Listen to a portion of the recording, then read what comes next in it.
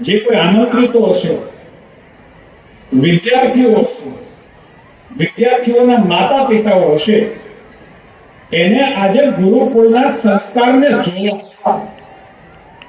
તમે જોવા આવ્યો છો કે આ ગુરુકુળની અંદર, આ વિદ્યાના ધામની અંદર સનાતન સંસ્કૃતિના સીધા માર્ગદર્શનમાં મારો દીકરી કે મારી દીકરો કે મારી દીકરી એ અહીંયાથી કેવા પ્રકારનું સાંસ્કૃતિક અધિષ્ઠાન કરે છે ને એને તમે જોવા માટે આવ્યો છો, મારું ભાષણ સાંભળવા માટે નથી.